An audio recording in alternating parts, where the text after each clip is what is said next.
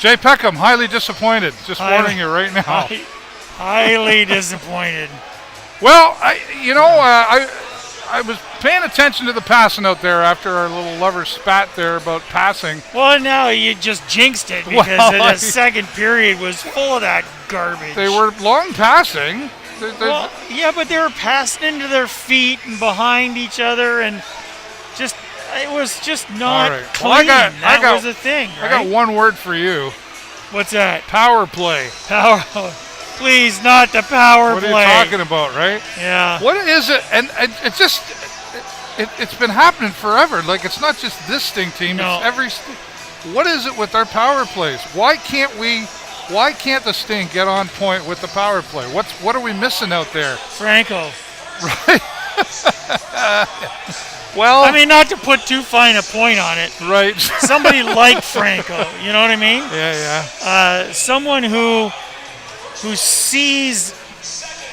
Yeah, I mean, I've talked about this a couple of times. Well, you got to see hockey. You know what I mean? Like, there's a difference, right? Did you ever see Good Will Hunting? Sure.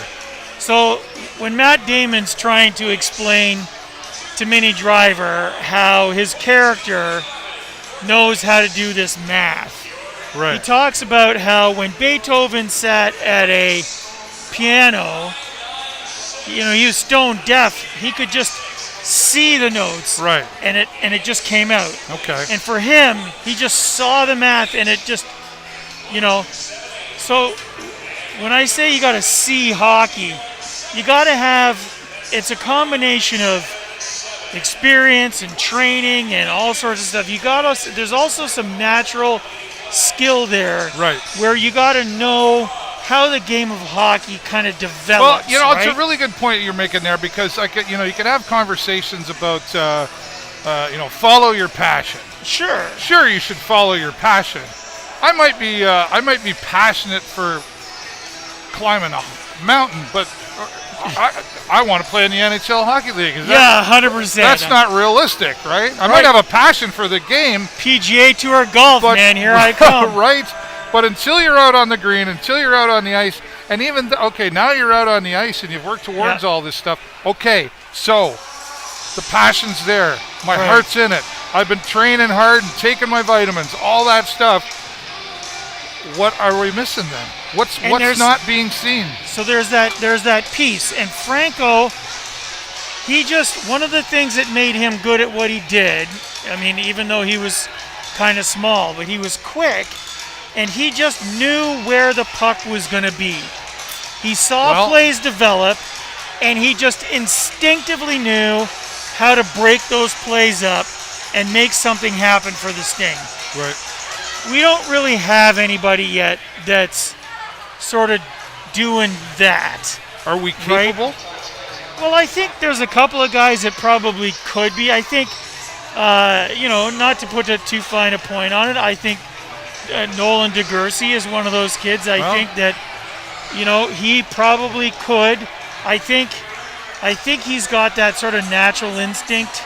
I think most would agree with that. But then you got the guys that are on the other end of the spectrum who it doesn't matter how good they are, how many hours they spend in the gym, how big they are, and stuff like that. You put them on the ice, and if they just don't know how the bounces happen, then they're not going to be able to make the plays that make a difference. All right, well, let's talk about your friend Ashton Reeser. Yes. Because you really haven't been a big fan, but then last time you were here, you said, I take some of that back. Are you still taking some of that back? Well, got his first OHL goal for this year. But what else is happening out there since? Well, the thing for me is that I think Ashton's capable of it.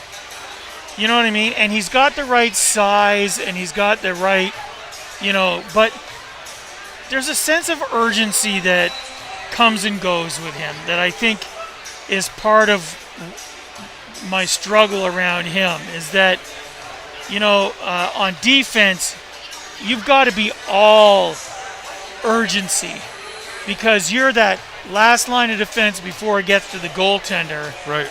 You know, and if you're just relying on the goaltender to make those saves, then you're not doing your job. Right. Well, right. His job is to get people off the puck, get that puck out of that zone, and get it moving forward in a direction where our center and our wingers can make something happen with it. Well, I just don't see that from him with any real consistency. That being I think said, he's capable. Thanks. Okay, yeah, I would agree. I wonder, like, is the heart still there? You know, like, it's been around a couple of years. You know, we'll see. I don't know. Anson Thornton, though, speaking of goalies, like, but hear me out. Thank goodness Sure. Anson's there. And here we go again. I will repeat myself. A few weeks ago, Letang even said it himself. We can't keep relying on our goalies here. No. We saw against Saginaw, 38 shots on goal to our 14. Yeah. We won. Who won that game? Right? Like, Yeah. so when does that become enough? Because even though there's a team thing happening out there, and I get staying faithful in your team and all that stuff, but as a goalie, if it keeps happening, sooner or later, I want to be going, look, guys. Yeah. Come on. Like, do you Step think up. those You're hanging me out conversations to happen dry from the here. goalie of the team and go, look, absolutely. what are you I doing think to me? they're I'm happening. going to get sore, and I'm going to get sore, and the more shots on goal, the more chances of getting hurt.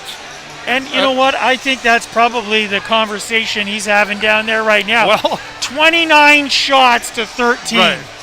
Okay? I would be saying that WTF. tells me the defense is not doing their job. If our guy, after 2 periods of play, has got to stop 30 shots, okay, and he's actually only stopped 25 of those, right? Because 4 of them, unfortunately, are goals. But, I mean, he shouldn't have to stop 24 100% shots. Now, there's a bit of a balance in that, too, because I think, in all fairness, I think goalies would go, wow, look at me, I stopped 40 tonight. Yeah. But, like, boy, I hope the scouts are watching. But the other side is like, holy crap, but we only got 13. Sure. So, and that's close to what happened the other with Saginaw. But what that tells me is 38 shots on goal. Like, your defense is not getting the puck out of our zone and into the forward area where we can put forwards and our wingers on it and our center on to make opportunities to score. Yeah. That's a lack of opportunities to score right there. That's what that is, which means we spend more time playing around in our own end. Right? And well, there was a Windsor definitely spent. They dominated that period. Yep. And I'm not just saying that because of the goals and the shots on goal. They spent the majority of the time. I was closely watching the clock down in the Sarnia Sting zone. They certainly did not let the throttle off in that period, and the Sting, I think, just failed to stay on top of that. Right. You know, is this a point now, Jay, where you're the coach and you're looking at what we've been playing, what lines we've been playing, and I think again, no secret on the defense here with the Sarnia Sting. You go, okay, you, it's your turn. Yeah. Do you sit those regular guys down and just say, hey, like, we're 4-2. I get it. We need the strong players out there. But when do you give the young fellas, the new fellas, the rookies an opportunity and go, here's your shot? Well, and I think now is the time. Like, I mean, when you're up, you might not want to take as many chances as when you're down. When you're down, you got nowhere to go but up. So, you know what I mean? So now's the time where you're just like, all right, who wants to play hockey? Okay, we'll give you some time out there if you want to play hockey. But the moment you stop playing hockey, I'm going to park your keister on the bench and it's going to stay there. Right. You know? Right. But, I mean, hard for me to say, you know? Like, I mean, I'm not the coach as much as I'd like to be. Well, we always like to think we know a strategy or two. Yeah, but I think, when you're down like this, now's the time to take a few chances and to give some guys some opportunity and see how they fare with it. And I think, we do have some guys that I think probably could do the job. if they got a little more ice time. Well, everybody's on the thing, team so. for a reason, whatever those reasons are. Absolutely right. To make it all up. 100%. So, okay, we've been pretty hard on the Sting this time around here, but well, you know I think what? it's it's a hard conversation. And right? if they were winning more, this would be a bit of a different conversation. Well, and easy for us old guys to say. Well, absolutely. Isn't that the way we preface every season to doing this, Dave? I'm happy wearing the tie. Far be it for me to tell them how to do their job. Well, yeah, right. That's your new line. He was telling me what to do earlier. Hey, Burrows, the camera's not there. Anyway, easy for us to say standing here, but some valid points. I do think we make the valid points, and I think the fans that I've been talking to since we last met here have similar points as well. Well, and I think that's the thing, Dave. I mean, when I bring this, it's not necessarily just my perspective. I'm fortunate enough to sit in a section where we got a lot of season ticket holders. Yep. There's some conversations there. We have conversations, and so, I bring a little bit of that, and we go from there. So. All right. Well, hopefully we'll have a better outcome. Speaking of going from there, we're going to go into the third period here in about 3.5 minutes. We'll let Jay Peckham get back to his seat. Post-game press conference, another reminder, watch for that on the show with David Burrows and on the Sarnia Sting page. We'll see. The post-game press conferences are always tough when there's a loss, so let's hopefully we can turn that around. All right, thanks for watching, everybody. On behalf of myself, I'm David Burrows and my good friend Jay Peckham. Go Sting, go!